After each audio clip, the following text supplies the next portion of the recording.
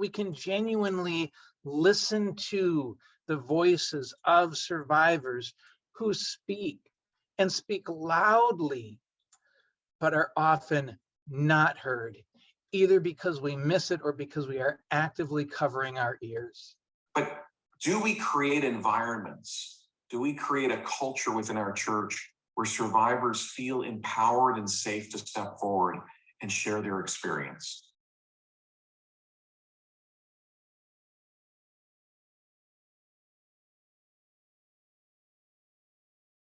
We don't even realize until down the road maybe what we've been through. But then when it's sometimes when it's named for us, or we really recognize that for the first time, how much that can make us understand that we're not alone, and then what we've been through matters. And so giving voice to survivors is part of all of those things. Grace investigators have a very difficult job, but they're motivated to ensure that victims of abuse are heard.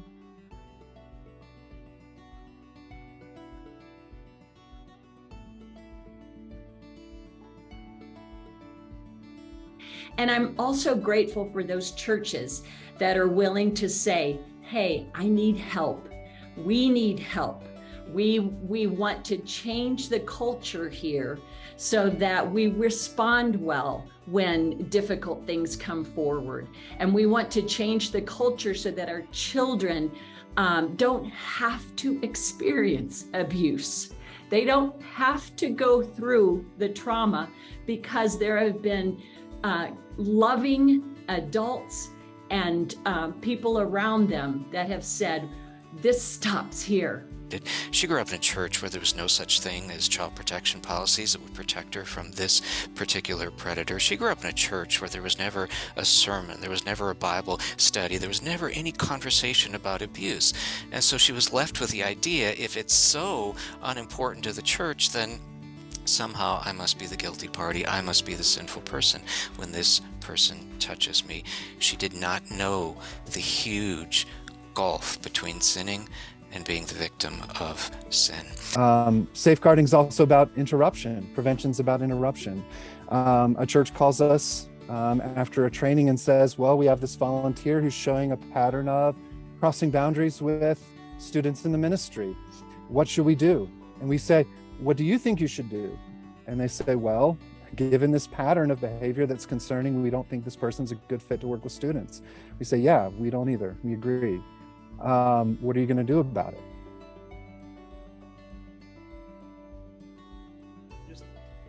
I cried then and I'm crying now. The idea that a pastor would use all of his authority and credibility as a preacher of God's word, a proclaimer of the gospel, to say as boldly as possible, she did nothing wrong. But he actually said, you did nothing wrong. It was not your fault. You were sinned against and it was a crime.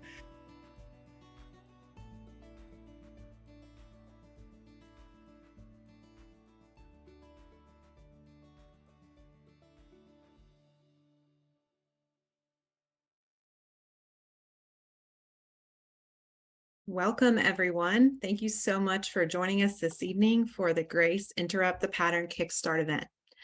This evening, you will hear from board members and staff as we invite you to hear more about and explore important aspects of our work in 3 key areas: giving voice to survivors, safeguarding the vulnerable, and advancing culture change in the Christian community.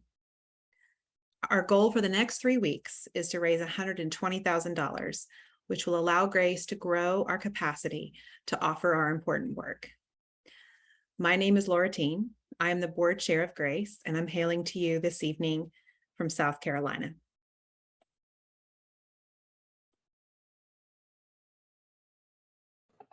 Hi, my name is Pete Singer, and now I'm unmuted. I'm the executive director here at Grace, and am coming to you from Minnesota. I'm Leanne Mayato, and I'm a survivor as well as an advocate, and I serve on the board of directors at Grace, and I'm here from Colorado. Good evening. I'm Jim Luttrell, Director of Institutional Response for Grace. I support and supervise the independent investigations and cultural assessments that Grace performs. I'm coming to you from Indiana. I'm Victor Veith. I'm Chief Program Officer for Education Research at Zero Abuse Project. I'm a former child abuse prosecutor and a member of the Board of Directors of Grace, and I too am coming to you from Minnesota. Hi, I'm Mike Sloan. I'm the Director of Safeguarding at Grace. Our safeguarding work, of course, is our more proactive training and policy development work. And glad to be with you tonight from the Commonwealth of Virginia. My name is Justin Holcomb. I'm an Episcopal priest, a seminary professor, and author, and I've been a Grace board member since 2010, and I'm joining you from Orlando, Florida. Thanks, everyone. In a moment, we're going to welcome a video from our founder and board member, Boz Chividjian, who's unable to be with us this evening due to complications from Hurricane Ian. He is okay, but unable to join us technically this evening.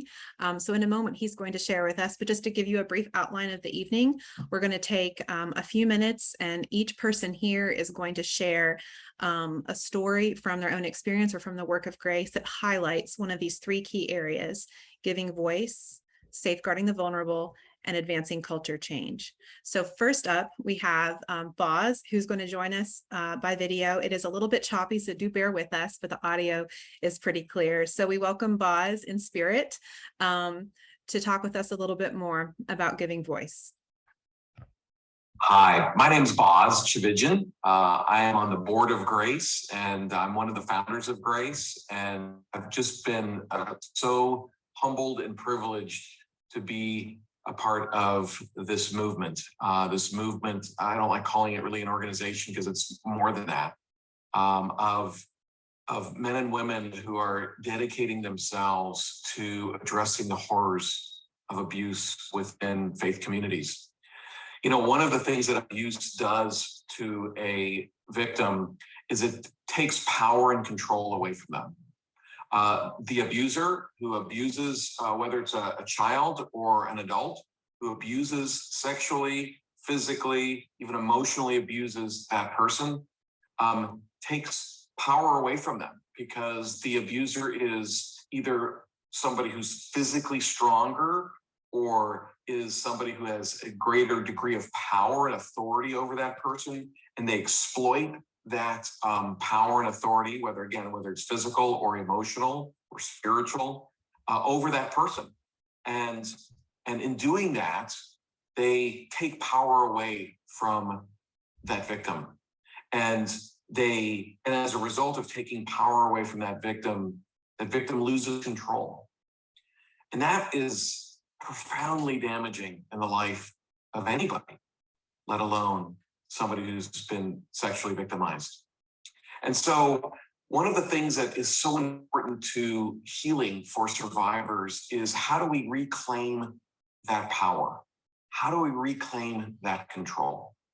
And there are many ways to do that, but one of the ways that I've seen that done so powerfully is the welcoming and encouraging of faith communities, friends, and families to listen and learn from survivors, to ask them to share their own experiences in the way and how they want to do it, but to share it in a way that begins to, over time, where they begin to reclaim that power, reclaim some control. Because so oftentimes when survivors step forward to share their experience, they are either ignored, marginalized, or even sometimes vilified. All too often inside the church, that's the response, instead of being welcomed and affirmed. I can recall a story of a pastor friend of mine who told me a number of years ago, a female member of his church came up to him. She and her husband came up to him after church one day, and she was in tears. And at that moment in time, she shared with him that when she was in a youth group at another church in a different state, her youth pastor had sexually abused her years ago.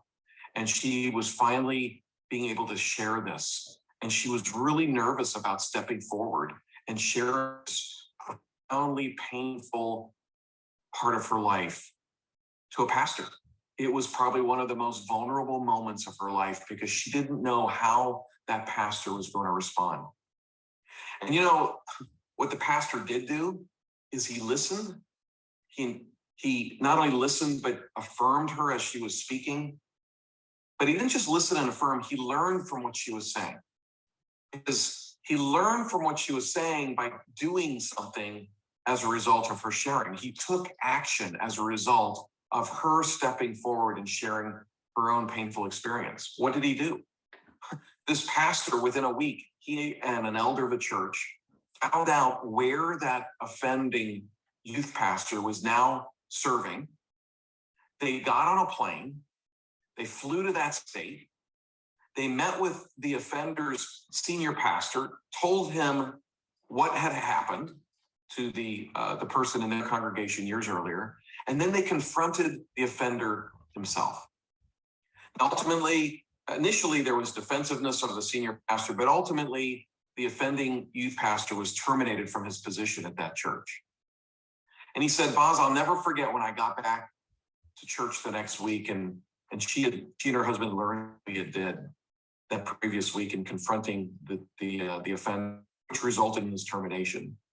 He said, I saw her at church and she came running up to me in tears after church and hugged me and said, I never thought, I was just happy that you might listen to me. I never believed that me sharing my experience would have prompted you to action, not just any action, but the action that you took. I don't think anybody will fully understand the power of not only that survivor coming forward and sharing, but the power that was imparted to her, given back to her by that pastor when he listened and took action. It's empowering for survivors. They're reclaiming some control that was ripped from them years earlier. So one of the things that is so critically important is for us who are maybe not abuse survivors, but we have ears to listen and we can do something when we listen and encourage those around us to share their experiences. Share their experiences in the manner that they feel most comfortable. Sometimes people don't want to share their experiences, and that's okay. But do we create environments? Do we create a culture within our church where survivors feel empowered and safe to step forward and share their experience? Because when we do that, we can begin contributing to their healing by helping them take back something that was taken from them by those who've hurt them, not only perpetrators, but the churches who failed to listen to them or even vilified them. That's so critical. So there are many ways we can listen. There are many avenues in which we can provide survivors to share experiences.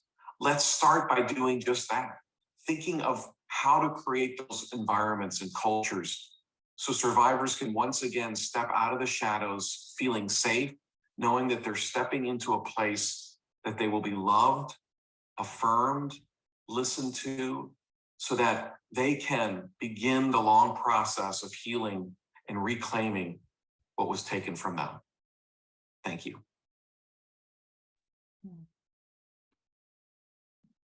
We're grateful Boz could join us in this way this evening. Next up is Leanne to share with us a little more about giving voice to survivors. Leanne. You know, when I think of what it means to find a voice or empowering that voice, you know, giving voice has a lot of meanings. You know, we often hear writers talk about it and composers and the creatives of, you know, where does that voice come from? And when we're talking about trauma, we're actually talking about those voices that have actually been taken away, as Boz mentioned, by the powerful taking it away from the vulnerable. And, you know, Karen Swallow Prior said a great quote. She said, "It can take a long time to understand our stories well enough to tell them." And for many survivors, it's such a long time because they have no words for what has happened to them, or even in their surrounding cultures? Is this seen as bad or good? And it takes them a while to be able to understand that and to develop those stories, and then to gain the courage to tell them in most of the time in a very vulnerable situation to someone else, not knowing how that person is going to respond. And I often think about how well do we know our own stories, but then how well do we teach our children to know their stories? How often do we help give them words to tell the stories? And with regard to abuse, how do we even begin to understand that? Where do we learn that information from? Oftentimes it happens only after we're adults and we've been exposed to other kind of abuse. But wouldn't you think that the church should be one of the most prominent places to protect and to respond to vulnerable, and to teach them how to engage in relationships that are healthy, and how to understand when they're not healthy? And for each of us involved in a faith community at this point, how do we know what our church's organization, what their policy is on abuse? How are the victims or the survivors even viewed or responded to? We've often seen many times, I love the story that Boz mentioned, that it was a wonderful response to this woman sharing her story. But more often than not, we hear of the really sad stories where they are vilified. They are, cast in a very poor light. Personally, I was 5 years old when I told my parents about the first time my grandfather, who was a retired pastor, when he engaged with me inappropriately. Now, I actually have no memory of that at 5 years old, but my mom did tell me about that when I was about 45 years old. And but even though she didn't tell me about that, I knew of abuse because it had happened over a 7-year period for me. The pastor at our church, where my parents went to ask for help on this, he told them, keep an eye on it. And I'm sure he meant well. And I know my parents certainly thought that they were doing the right thing and following the pastor, but their effort didn't prevent him from continuing his patterns with me in varying degrees over the next 7 years. I had used my voice, but the cultural climate at the time and in that area, it wasn't one that was informed on abuse dynamics, nor on what steps were needed to safeguard the vulnerable, the children, like me in this case. And then later in my life, I'd be presented with the opportunity to steward the stories of others as an advocate. I recalled the response that I had received as a child, and by this time, I knew more about abuse, and I had the words to give to that experience, as well as a better understanding of the dynamics of abuse, and particularly abuse in the faith environment. And, I have to tell you, as on the other side of the table as advocates, it's not easy. It's hard not to speak for the survivors. We have a tendency to want to, as if someone shares with us, we have a tendency to want to jump in and fix it. I came across Boz and the work of Grace about 7 years ago now. And what drew me to them was, as I was reading some articles that Boz had written, I realized he gets it. This organization gets it. They have the words, they have the knowledge base, they have the understanding of abuse in general, and then particularly clergy abuse or abuse in the faith environment. And it was when I reached out to Boz that he actually helped guide and coach along the way in this situation.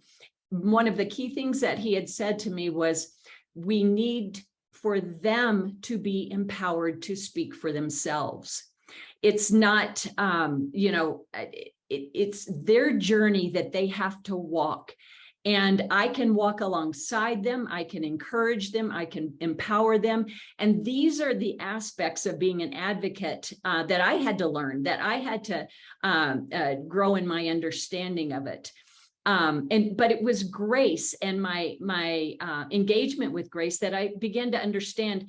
Not only do they see the victims and the survivors and the abuse that has happened to them, but they see that in perspective to how the church should respond and how the church should engage.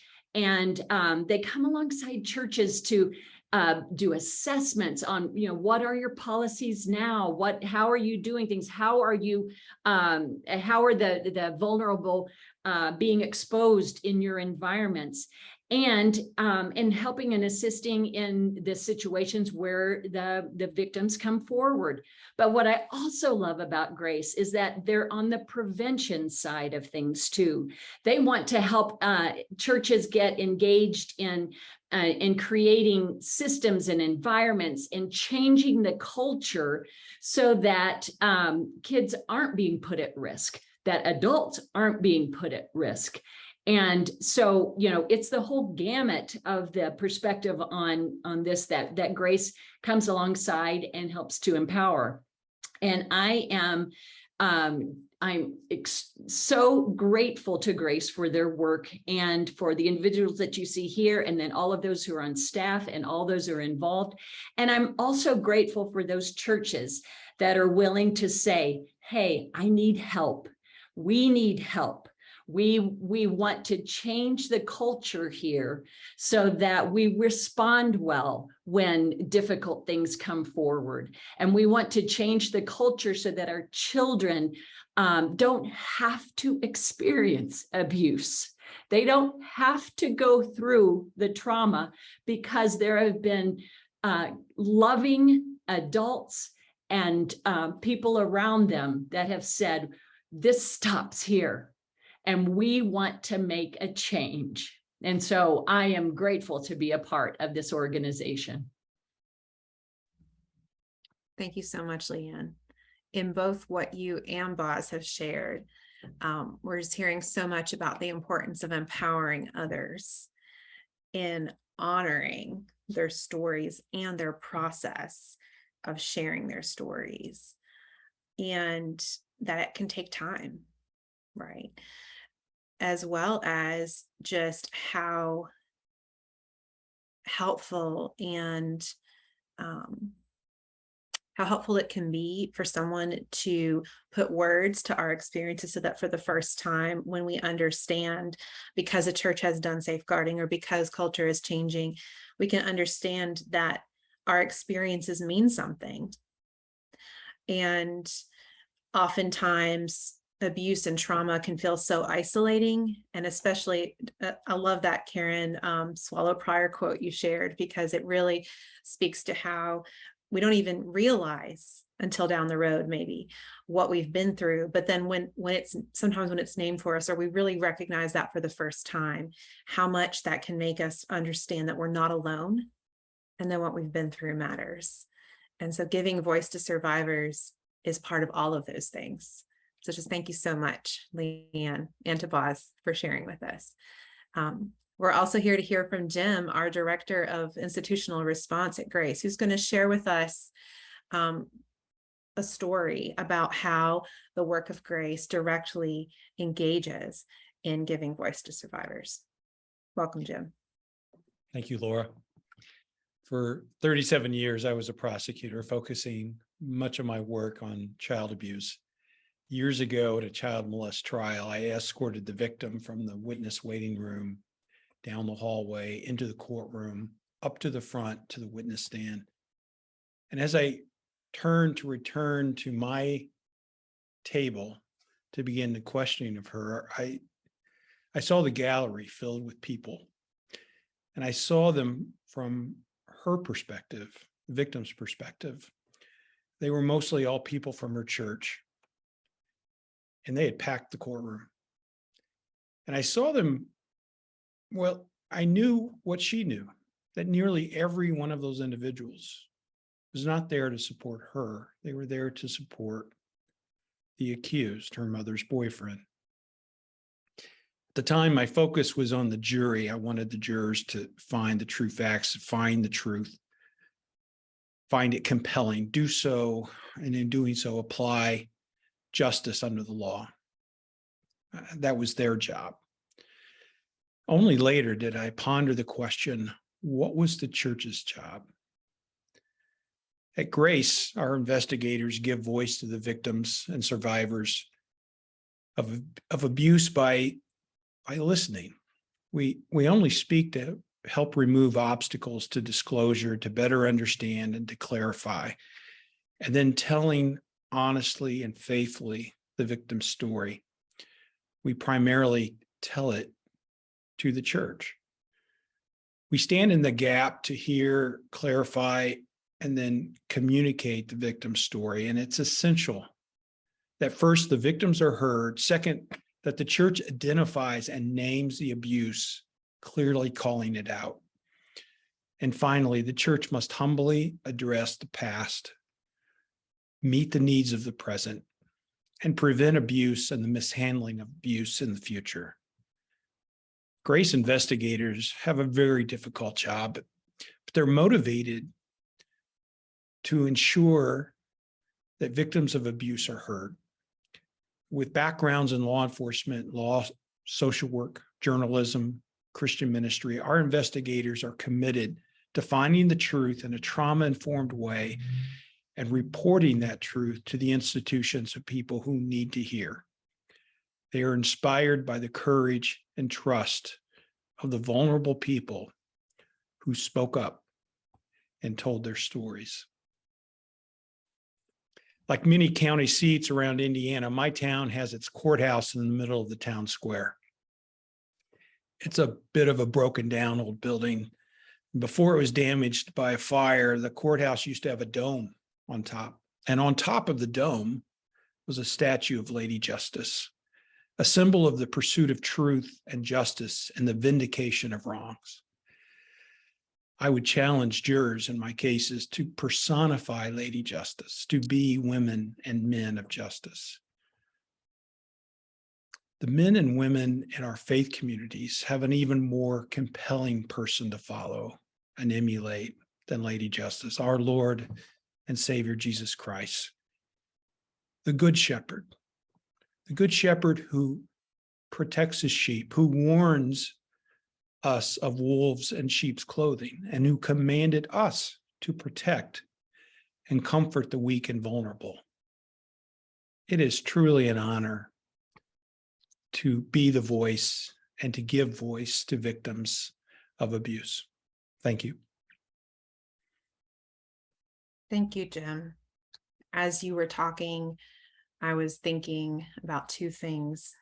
That there's so many things in what you said that I think we could just think about and really take to heart for quite some time. The two things that stand out to me significantly are just the level of faithful stewardship of story and of truth that your team engages in, but also that all of you live out in the work of Grace, not just professionally, but also in the Christian community. And I love what you said early on in your story about being in the courtroom with the person that you were there to represent. And I got to thinking, I wonder, will we as the Christian community have the courage to see what survivors see and to know what survivors know? And I think the work of Grace is part of seeing what survivors see and knowing what survivors know and helping the Christian community come into that vision as well. So thank you, Jim. Thank you. As you're hearing these stories from those of us here tonight, you might even be hearing some overlap in thinking about how giving voice overlaps with safeguarding, how being active meshes with being proactive and responding. We're going to move now into talking about safeguarding. Victor Veith is going to share with us some important words and story about the importance of safeguarding the vulnerable. Welcome, Victor. Thank you, Laura. When I was a prosecutor, I prepared for court a 13-year-old girl who was sexually abused by an elder at her church. The abuse began when she was in kindergarten, continued until the age of 13 when she made an outcry. And in preparing the child for court, I said, look, I know the defense attorney. I know how he'll cross-examine you. He's going to make a big deal that there was an 8-year delay before you shared your experience.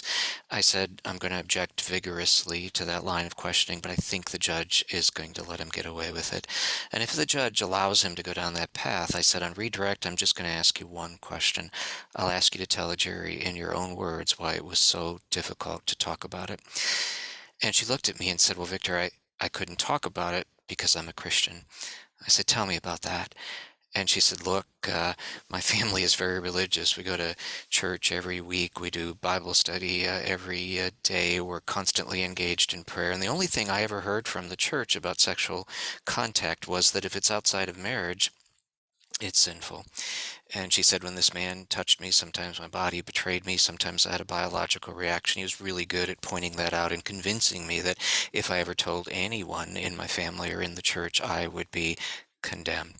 She grew up in a church where there was no education for parents on how to talk to their children about abuse. There's no education for the children themselves, what to do if, God forbid, you're ever violated. She grew up in a church where there was no such thing as child protection policies that would protect her from this particular predator. She grew up in a church where there was never a sermon, there was never a Bible study, there was never any conversation about abuse.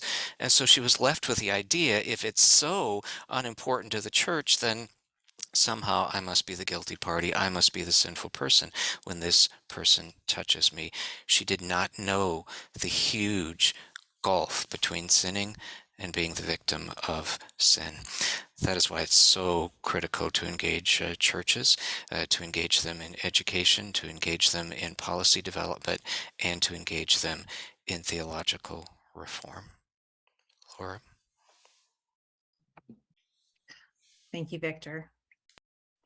Mike Sloan is Director of Safeguarding here at Grace. Welcome, Mike. We look forward to hearing what you have to share with us about the work of Grace in this particular area.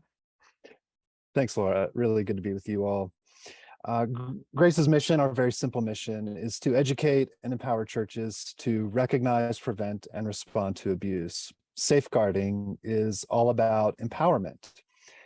We tell churches, you have to do this. We will not be here. You have to take ownership.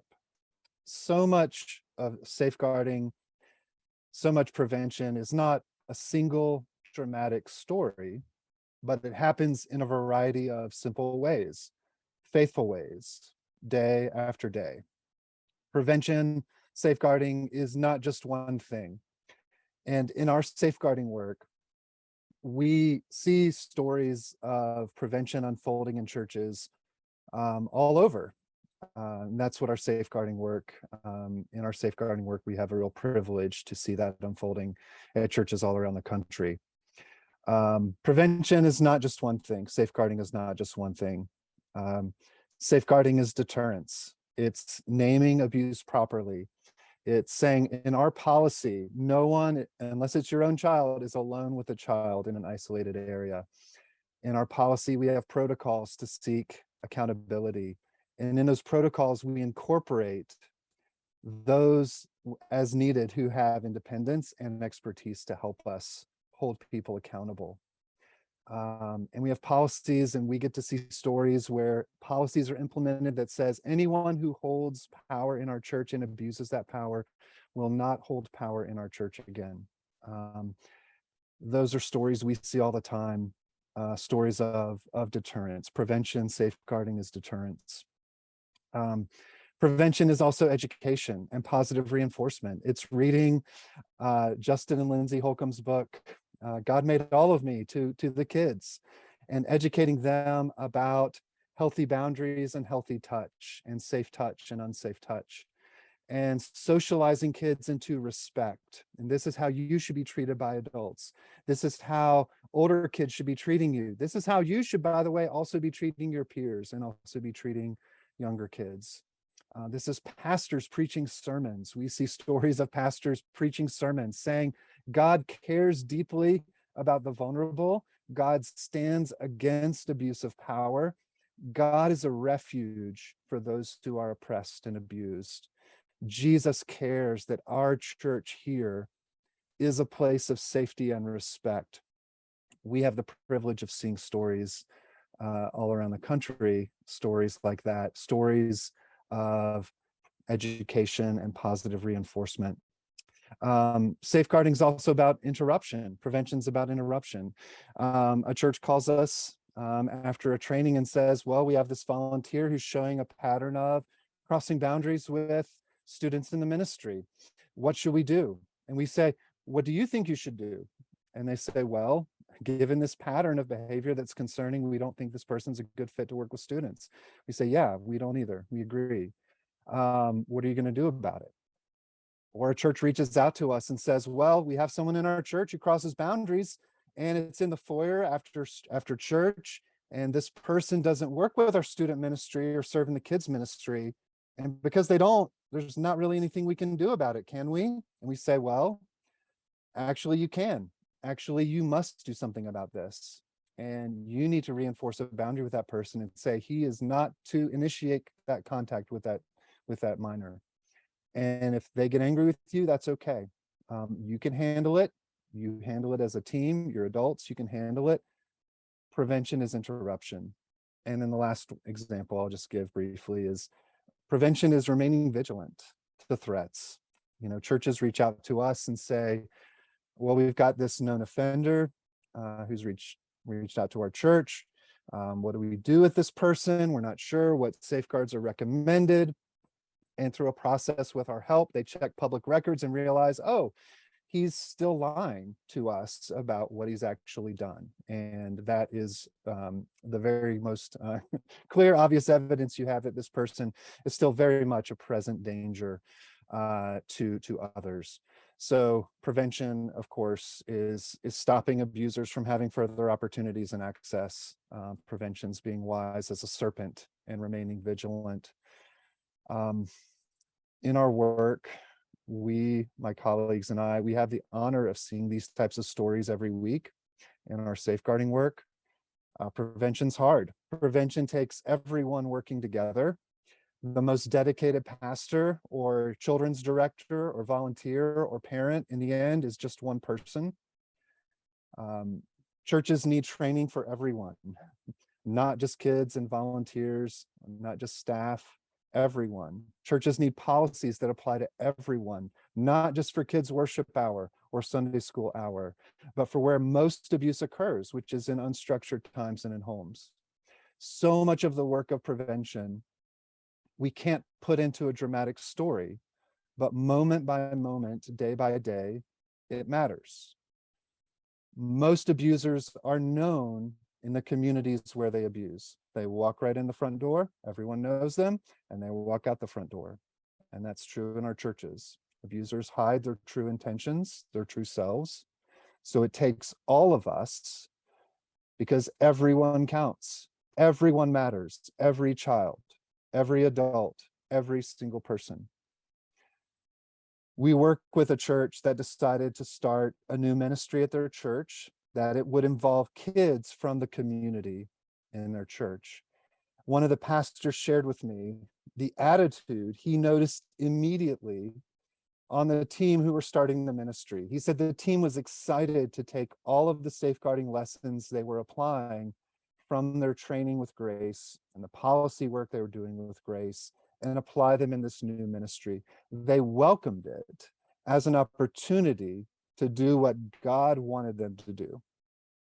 That's the heart of our safeguarding work, to empower Christian churches and ministries to gain traction in safeguarding efforts with that heart, the heart of God. So it's a privilege to be a part of that empowering work, that safeguarding work. Thanks, Laura. Thank you, Mike. What I'm hearing in what both you and Victor are sharing, and it's something that I share as well, is a hope that maybe one day, rather than safeguarding and protection being an interruption or being extraordinary, that the dominant ordinary story being passed down in our communities of faith is that of how those who claim the name of Christ protected the vulnerable. and we're proactive in making sure that each child and adult knows their value as image bearers and as precious children of God. And I'm grateful to each of you for your work. Thank you so much. All right, we're coming down to our third, last but not least aspect that we're going to be talking about tonight of the work of grace, advancing culture change, which is easy. So it should be a really short category for us to talk about this evening, right? So, but we welcome Justin Holcomb, one of our board members, to start us off and share some thoughts and stories about this particular aspect of this important work. Thank you, Justin. Thank you, Laura. Yeah, it's easy and it's not costly, so this will be quick.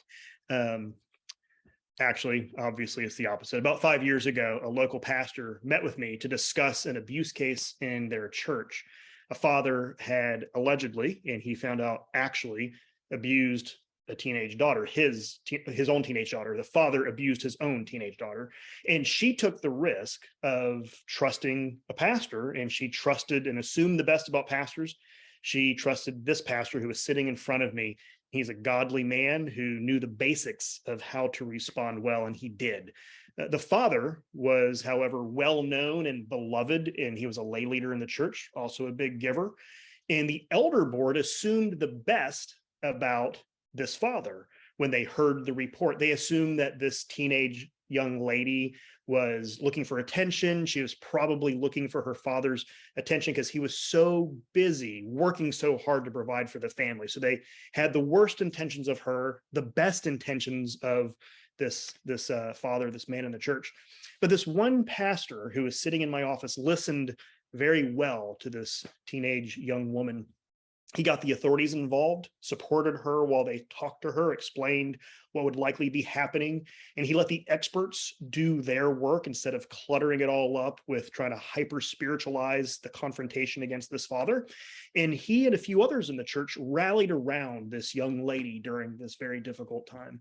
And so the pastor met with me because he wanted to plan the next steps. He wrote 2 letters. One letter was to be read to the entire church because word was getting out about some of these things.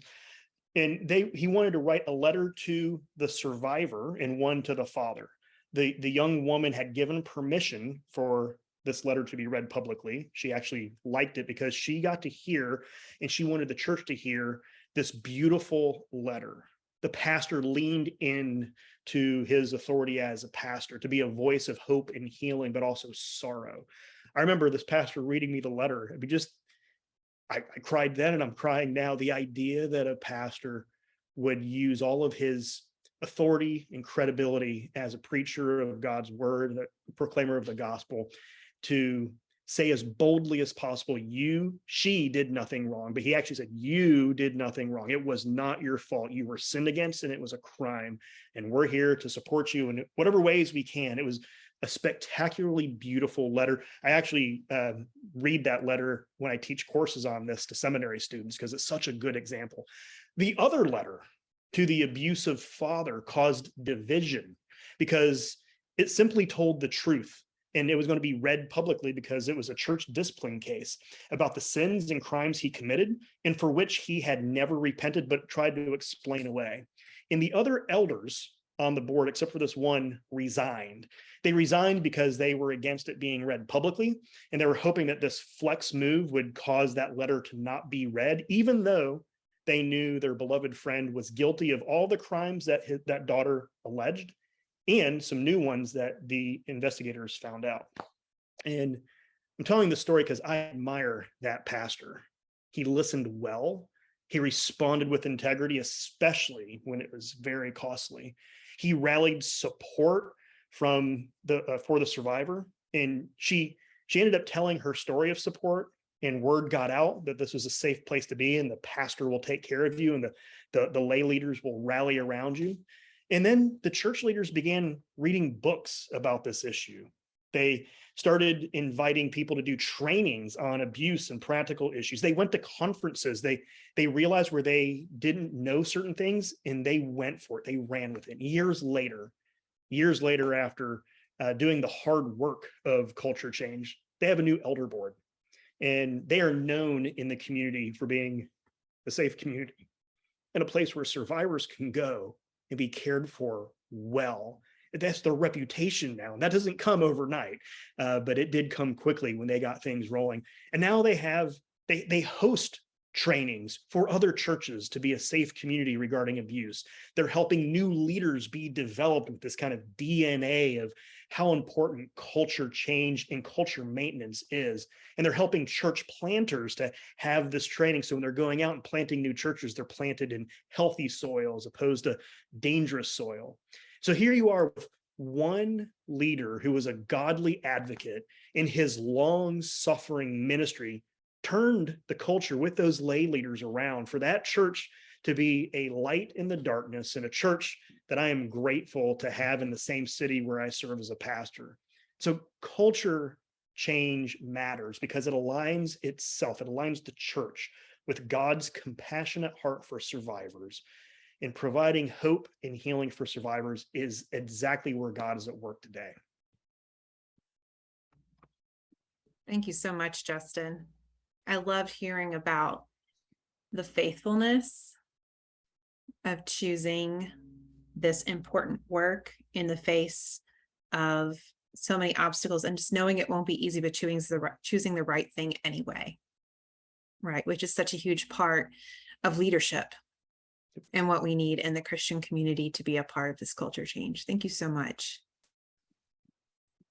Pete Singer, our executive director, is going to share a few words with us now about how the work of grace is a part of advancing culture change in the Christian community. Go ahead, Pete.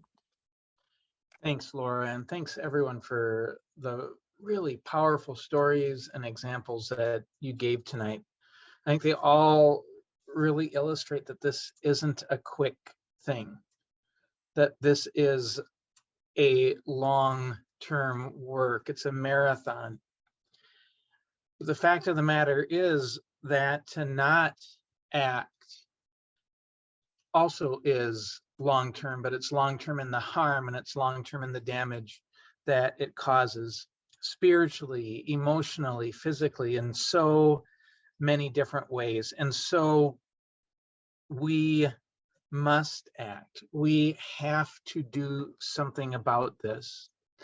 We have to do something about it. We have to listen to the voice of survivors, not because some agency says that it's a good idea or that it's a best practice. We have to safeguard the vulnerable, not to avoid lawsuits and not to protect the reputation of our church. We have to do these things because it's who we are. It's who we are in Christ. This is what we've been called to. Because if we don't see it as that, we see it as just a checklist of things to do, we will lose sight of the very people to whom we are trying to listen, to whom we are trying to be a safe haven. This was the case in the church that I grew up in elementary school, and the Christian school that I went to, where the focus wasn't on survivors. The focus was instead on something else. And in that church, as I grew up, one of the pastors was physically abusive to his wife and to his kids, sexually abusive to his wife and to his kids. And his mom went to the lead pastor of the church and explained what was going on, begging for help. And the lead pastor of that church responded, "The problem here is clear. You're not adequately submitting. And when you adequately submit, the abuse will stop." It didn't. And it was that same culture that then ended up being the background when the principal of the Christian school sexually abused a high school student at that school. And the response, the high school student was expelled for having sex outside of marriage. It's a long-standing impact. The building that housed that church, the building that housed that Christian school was torn down in 2015. 30, 40 years after the things that we experienced during my time there. And 30, 40 years after the fact, many of us who had gone to school there, who had gone to church there, got together on Facebook and were talking about this church being torn down, the building being torn down. And one of the people in that group said, terrible things were known about and covered up in the name of God. That's not about a checklist that didn't come to pass. That's about the culture of that place. And unfortunately, that can be something that is said about the culture of many of our churches and ministries in our faith communities, either because we don't understand or because we don't realize that this isn't about a checklist, not about a list of things that we do, but is actually about who we are, that it's embedded in our very DNA. And it's embedded in our DNA because our DNA comes from our heritage in Jesus Christ. And Jesus Christ again and again and again addresses and brings to our attention abuse dynamics, the need for this to be about who we are. When Jesus warns in Matthew 7 to be mindful of sheep in wolves' clothing, those who look like maybe they are on the leadership team at the church, maybe they are the pastor, but in reality, they're a wolf preying on the sheep.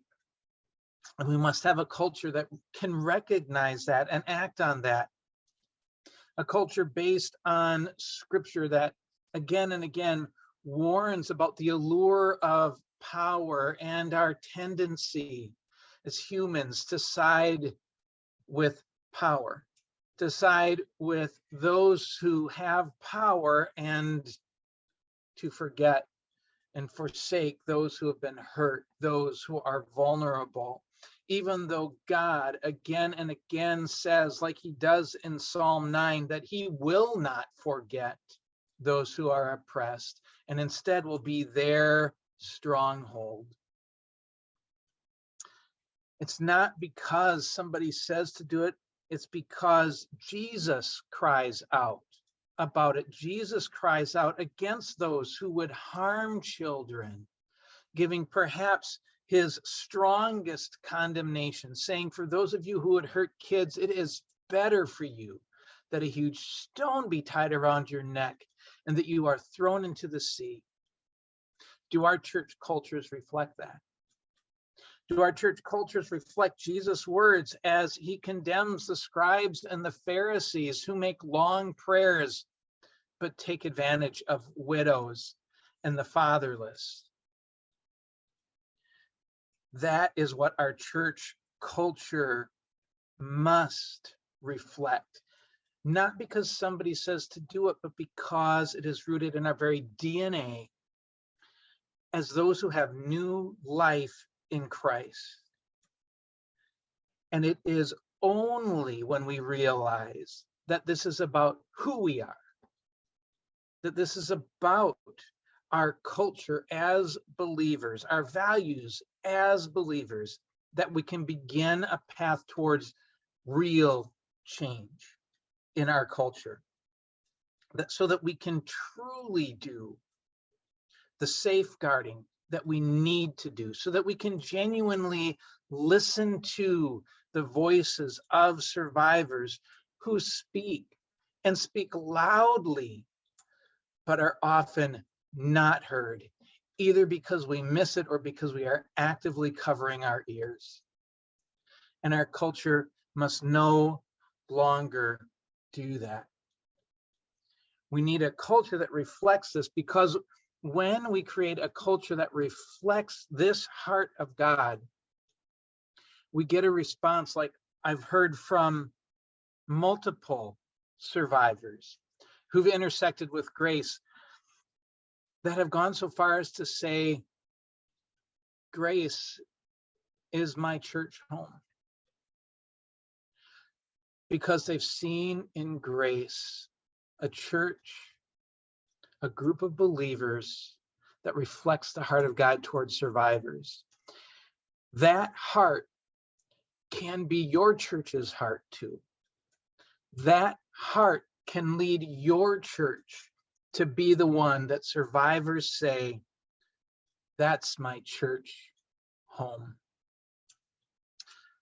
But to do that takes a lot of work. It takes a lot of time, and the demands are increasing.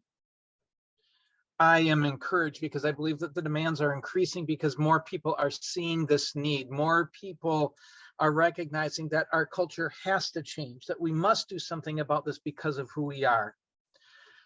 And that's created some incredible dynamics over the last few years. Just a couple of years ago, Grace would average between 2 and 4 inquiries from churches every week. That number is now exceeded daily.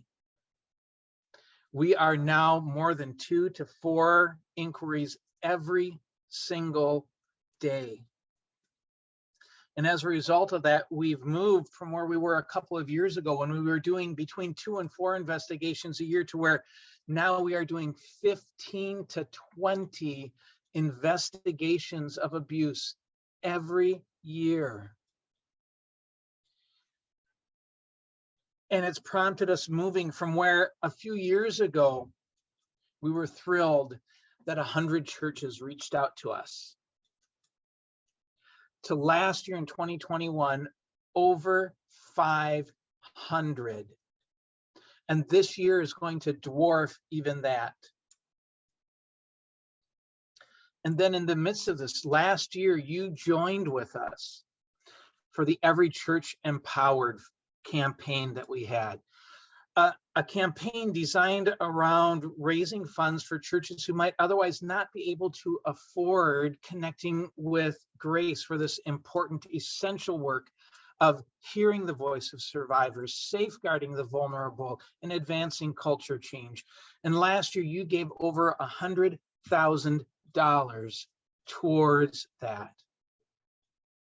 And that's bearing fruit. Your engagement with our campaign last year is bearing fruit. And now this year, we're realizing we need help to be able to meet this incredible demand, this incredible need that is beyond anything we have seen before. And so as part of that, this year, we're asking you to help us to bring on 2 additional full-time people.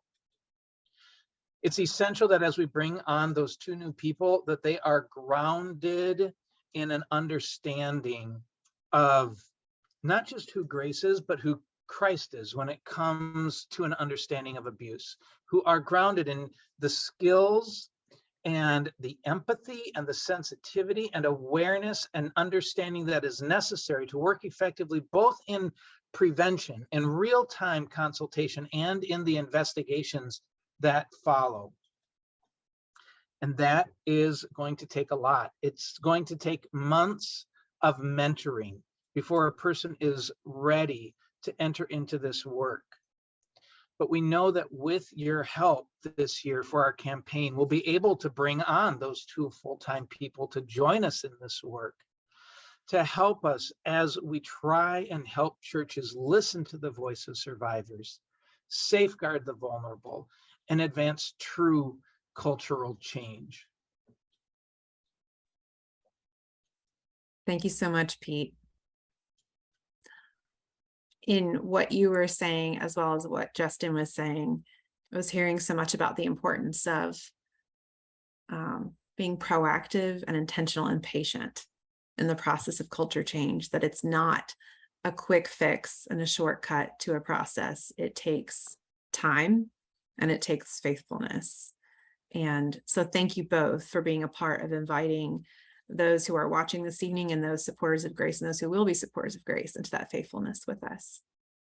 I'm reminded of a quote from Brene Brown about integrity. Integrity is choosing courage over comfort, what's right over what's fun, fast, or easy. And it's choosing to practice our values, not just profess them. And I think in all of what everyone shared this evening, it demonstrated how the work of grace is promoting integrity, not just in our organization, but in the Christian community, which is such an important part of displaying the gospel to survivors and to the outside world. So thank you all. So each of these things that we've talked about this evening, giving voice to the vulnerable and survivors, safeguarding the vulnerable, and advancing culture change. Each of these things takes courage, right? At the individual level, for each of us as individuals, at the community level, in our congregations, in organizations, and at the systemic level. Large-scale change takes time, but each of us has a part, and each of you has a part as well. And may we have courage to believe and act in ways that demonstrate that the vulnerable and hurting among us are worthy of listening to, of safeguarding, of change, and belonging.